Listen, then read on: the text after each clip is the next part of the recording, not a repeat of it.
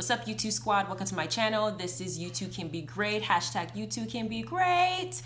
Don't forget to subscribe to my Instagram, YouTube Can Be _GR8 channel. I do post giveaways. I do have to announce the third winner for the giveaway, and I'm gonna post it there. So if it's you, go ahead and hit me up so I can give you your $50 Amazon gift card, and I'll post the next giveaways on there as well. So it does help for you guys to go ahead and follow the page. Today we're talking about Love and Hip Hop Atlanta. Y'all, I saw this and I didn't know what to say because it's about the family, Scrapp de Leon, and Sass and their mother, Karen King. Y'all remember Love and Hip Hop Atlanta, right? The one that just did with Pooh and, you know, Boo Boo the Fool. Carly was pooping on her sheets, whatever, apparently had a threesome with her husband and pooped all over it. So that episode, or that little season that happened, Sass, Scrapp, and Karen King were on that show. And they're supposed to be like this notorious criminal family. And you just can't seem to get away from the law. Scrapp just came out recently, Tiara's boo, you know, Tiara trying to hop over windows and tables, and Tommy trying to beat her up just to get to this guy, and now Monique's hopping on him. Sass has been accused with another guy named James, his friend, of trafficking underage girls. I'm sitting here thinking to myself, Karen is being sued by Pooh because of her hitting her or attacking her during the reunion. Pooh went on and was like, oh, I'm still big and bag, I'm this, and this. Now you got her suing Karen because of it. And Karen said the excuse was she don't play with her children because there was a statement made by Carly Red that she had visited Scrapp while he was in the pen. And Pooh said, but y'all were fucking though. So Karen decided to attack her because she interjected. Now she's suing Karen for that. So here we are. We got Karen being sued by Pooh. Scrapp de Leon just came out of jail because of some drug issue. He was, I think, trafficking marijuana or something. He was supposed to serve 8 years. He got a little early because it was a non-violent crime, but he's on 15 years probation. Now Sass is now facing the law charges because he was trafficking. You know, trafficking holds a minimum sentence of at least 10 years. He's gonna be gone for a while. So the story goes, Sass, also known as Lyndon Smith, brother to Scrapp de Leon, has been arrested for sex trafficking teen girls. Sass is age 26 years old, and his friend James Puffin is 27 years old. He's accused of attempting to traffic 2 out-of-state teenagers for prostitution. Both men have been charged with criminal attempt to traffic persons less than 18 years of age.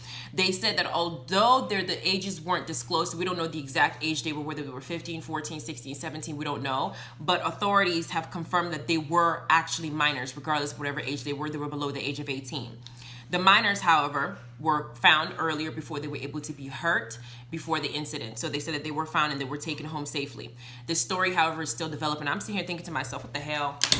I don't know what's wrong with this family. I don't think they're ever gonna fix themselves. They always have something with the law. They're too old. Karen, what the hell are you doing with your children? It's either you or Scrapp or Sass. Can't anybody catch a break with you? Like, why is your son, your 26-year-old, he has a son, now being accused of trafficking underage girls? Like, I don't understand what's wrong with this family. We all know that y'all are criminals. We all know the FBI is watching you. So obviously, you're not going to be able to get away with anything. So why are you putting yourself in positions where you can keep getting into trouble? I just don't get it. They said the story is still developing. I just think it's just stupid. It really is. If he really did do something like that, you're dumb as hell. And you probably need to be caught because you're dumb as hell. Now we have the next story, the next news. Kenya Moore from Real Housewives. There's an article going around saying that she was blindsided by the split from Marc Daly.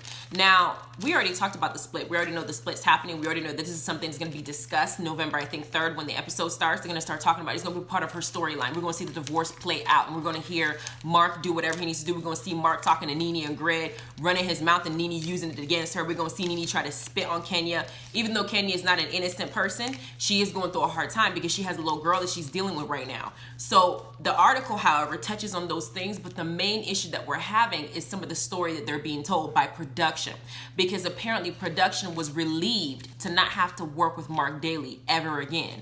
According to the article, Kenya Moore participated in a cash trip, right, during this divorce situation. She was participating. Sources claim that Daly and Kenya were literally together the night before they filmed and everything seemed fine. And the very next day, they have the postings that we saw on Instagram or Twitter saying that they, with sad news and with deep hearts, they're announcing their split. We saw all that mess. Sources also claim that production were allegedly relieved that Daly is no longer in the picture, as he was reportedly difficult to work with and had lots of restrictions concerning his participation in the show. Now, we all know that prior season, before Kenya left, she said that Marc Daly didn't even want to be on the show. Andy touched on it and asked her what you mean by he didn't want to be on the show. She said that he doesn't like be on the show because he doesn't like how his wife is being treated. And Marc also said that he wanted to stay out of the limelight in its entirety. Now that he is choosing to film, I don't know why if you choose to film, you're going to be difficult. That don't make sense. Either you do it or you don't. But now that you're choosing to do it, at least act right, because production is saying that you are a hot-ass mess. But I don't know. I guess that's how he's behaving. I mean, I wouldn't think that he's prissy going around and spreading rumors like females do to other couples about your wife doing a divorce. That's stupid. But here's the little tea that I got from this situation. Kenya is supposedly Marc Daly's second wife. It is not the first time that he was married. And that didn't shock me because people have had multiple marriages. I mean, it's not new. But the thing that got me is his first marriage only lasted 1 year. So that makes me, before, I'm thinking to myself, when I heard about the split, I'm thinking, Kenya, what's wrong with you? Because we saw you bring a fake boyfriend on the show. We saw you date Matt, and he was this abusive guy that was trying to throw rocks through your window. And now he's been arrested for some kind of violent situation. So I thought that maybe something was wrong with Kenya and her attitude. Because she doesn't have a good attitude. I've seen her on the show. She does a lot of grimy stuff. She messed up with Phaedra and Apollo when they were going. I forgave her, but I saw what she did. I saw her nitpicking and causing drama between people when Phaedra was going through all those situations. I saw her need to get into it. I saw Apollo try to beat up one of her friends because they were fighting. I saw her get into people's marriages. I saw how she treated Kim Fields on the show. You are not an innocent person in this entirety. However, as it pertains to relationships, I always blame Kenya because I see her attitude and it's not pretty.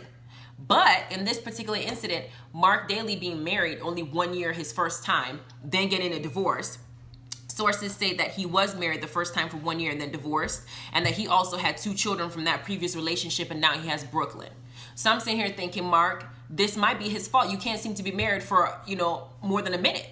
If it's 1 year the first time, you got 2 children out of that, or maybe he has 2 children prior from a different marriage, who knows? But you've been married to Kenya for 2 years and now you're going through a divorce. And we saw in the little commercial clip that they showed that he was talking to Kenya. He was saying, if you take everything, I'll build it up from the bottom up. And I'm sitting here looking at him like, that is not how you talk to somebody if you're trying to end a divorce. You're not trying to poke them. You're trying to end amicably, and you're sitting here acting this way. So I don't really think that Marc may be husband material. He may actually be one that actually holds a lot of responsibility in this situation based on what I've seen thus far and what I've heard.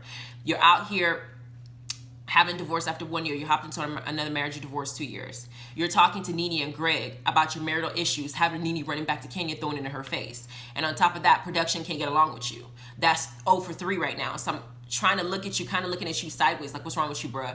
So I hope that they give us a lot more insight on him, and that they actually give him a green screen to talk to us so we can see what his character is really like. Because they have the green screen a little bit later after they actually film, so that way we can hear their thoughts. Maybe we can pin his character. Maybe he'll come to the reunion and we'll see how he really is.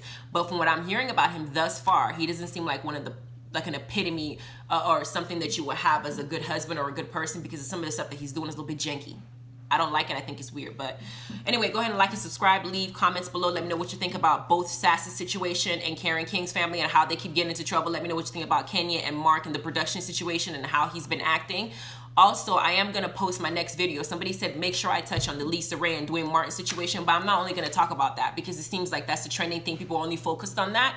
There were other things in that entire video, 1 hour, that I felt like needed to be discussed and reviewed. So I'm going to review that entire episode they did on TV1. So look out for that one. Thank you. Bye.